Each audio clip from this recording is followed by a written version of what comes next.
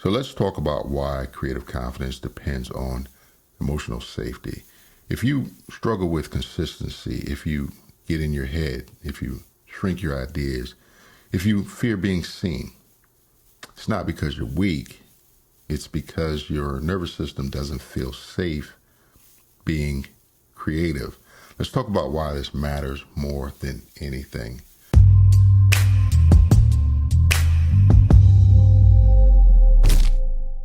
Welcome back. I am Dr. Sherman Rivers, and today we're exploring the truth most creators never hear. You can't feel confident expressing yourself if your nervous system doesn't feel safe. Creativity lives in the parts of you that only open when the body feels secure. If the body feels threatened, the creative mind shuts down. Let's go deeper.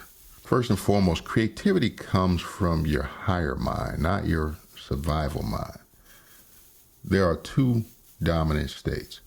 The creative state is when you're open, intuitive, expressive, imaginative, curious, present, emotionally grounded. And then there is the survival state. And this is the state in which you're tense, you're protective, reactive, rigid, fearful, self-critical, hyper-vigilant. When you're in survival mode, your brain shuts off the systems needed for creativity. I'll say that again. When you're in survival mode, your brain shuts off the systems needed for creativity. Your body cannot create while it's trying to protect you. So therefore, emotional safety determines whether you can express yourself or not. You can't speak freely or be spontaneous or take creative risks, share your truth, be authentic, try new things, or be visible when your body is bracing for judgment, preparing for rejection and embarrassment and shame, misunderstanding, failure, conflict. Your confidence isn't blocked, your safety is. But why do creators feel unsafe internally? Many creators feel emotionally unsafe because of childhood criticism and unpredictable home environments, public embarrassment. Let me know if any of this sounds familiar.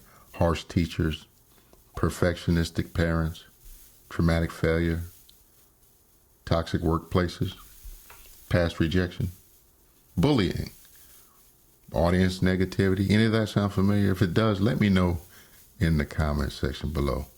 But in any case, when you were dealing with this, your system learned that being visible is dangerous. Expressing myself is risky, and mistakes lead to pain. And that memory controls the present. You see, the body remembers what the mind forgets.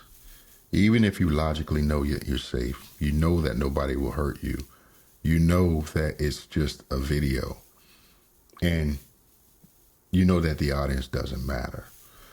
Your nervous system doesn't operate on logic.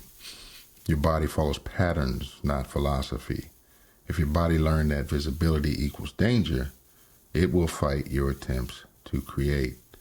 That's why confidence feels unstable even when you're talented and capable. And when the nervous system feels safe, confidence becomes natural. When your body feels safe, your mind relaxes, your ideas flow, your voice unlocks. Your intuition strengthens, your expression becomes effortless. Your confidence rises, your presence expands. Safety activates the creative mind, and it dissolves the survival mind. This is why emotional safety is the foundation of all creative confidence.